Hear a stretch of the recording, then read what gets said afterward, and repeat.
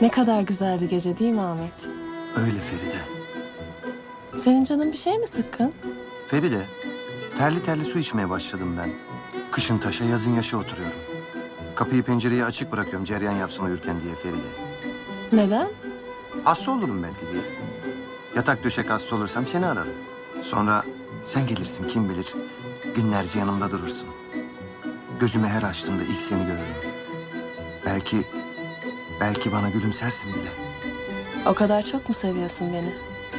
Daha önce hiç söylemedim ama galiba çok seviyorum Feride.